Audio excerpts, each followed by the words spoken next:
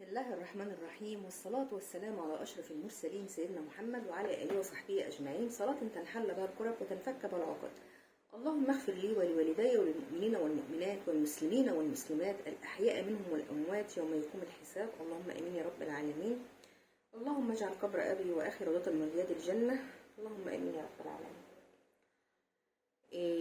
هقول لكم النهارده عن تفسير رؤية والله جميلة جدا جدا جدا. يعني صاحبة الرؤية قالت لي ان هي وهي نايمة يعني حلمت بان هي الجدار الحجرة اللي هي نايمة فيها، يعني هي كانت نايمة على جنبها اليمين، وحلمت ان هي الجدار اللي في وشها على طول مكتوب عليه طلاسم. فبعدين لما شافت الطلاسم بتقول ايه ده، هو انا معمول لي سحر طلاسم؟ فبعدين مدت ايديها. هي دايما بتقول انا ببقى حاطه سبحه تحت المخده او سبحه فوق السرير، دايما في كل حته بحط سبحه عشان اقعد اسبح. يعني لما مره سمعتك بتقولي كده بقيت اعمل زي ما انت بتقولي. فبتقول بقى يعني بعد ما شافت الطلسم ده وفي المنام وهي نايمه كده بتقول ايه ده، هو انا معمول لي سحر طلاسم؟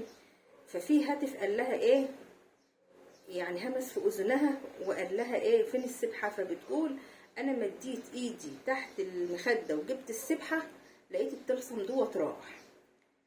قلت لها يعني المنام ما شاء الله مفسر نفسه. قالت لي اللي هو قلت لها يعني انت دلوقتي فعلا معمول لك سحر طلاسم، لان انت مش اول مره تشوفي. انت قبل كده قلتي لي برضو ان في حجره تانية في نفس الاوضه، حجره الاولاد، كان برضو في جدار عليها سحر طلاسم. قالت لي قلت لها ما حاجه من الاثنين، يا اما البيت بتاعك دوت فيه بقى اللي هو بيبقى الكنوز دوت، يا اما البيت بتاعك دوت فيه اثار تحت الارض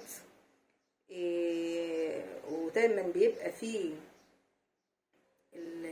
المكان اللي فيه كنوز دوت بيبقى فيه اعزكم الله يعني جن بيبقى حارس الكنوز ديت، حتى بيخلي يعني بتقول لي فعلا البيت انا كل اللي يجي يمشي، كل اللي يجي يمشي، يعني محدش بيقعد في البيت، انا اللي موجوده في البيت من زمان. قلت لها يبقى هو يعني احتمال يكون حاجه زي كده، يا اما احتمال برضو يكون حد عامل لكم سحر طلاسم، هو يا كده يا كده.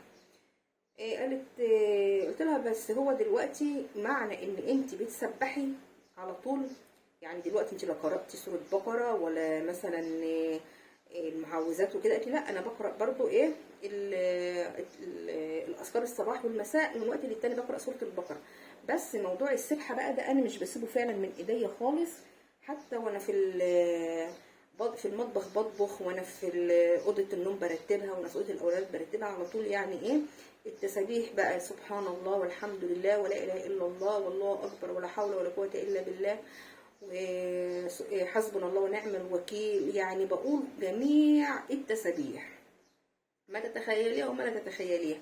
حتى انت من فتره برضه قلتي جمله جميله جدا يعني من القران، ان الله نور السماوات والارض ذو القوه المتين.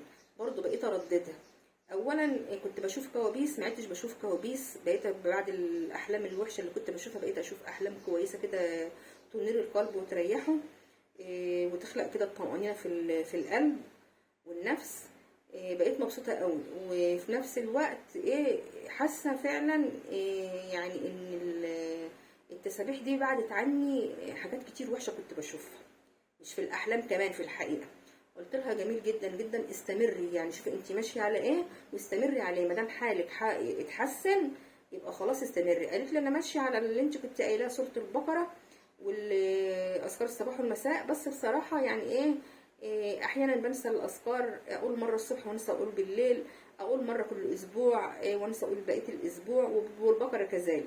بس اللي مداوم عليه التسابيح. قلت لها معنى ان انت شفتي في رؤيه ان في طلسم وبعدين استعنتي بالسبحه لما الطلسم ده اتمسح، فمعنى كده ان في التسابيح ديت هي اللي عامله لك هاله ان هي بتمنع سواء السحر او الجن اللي هو حارس الكنوز اللي تحت الارض، الله اعلم يعني كان بيتك، بس احتمال يكون كده. فهو التسابيح دي هي اللي حافظاكي، وهي اللي منع عنك الحاجات الوحشه، وهي اللي بعدت عنك الحاجات الوحشه، فداومي عليها.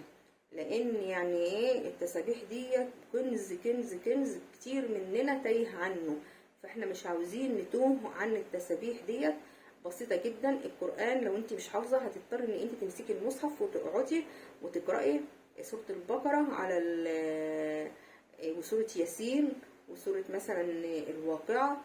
هتبصي تلاقي نفسك خدتي حوالي ساعة. لا انت يعني هتعطلي نفسك ساعة لو انت بقى واحدة ما انتش فاضية، او انت واحد ما انتش فاضي عندك شغل ومشغول وكده.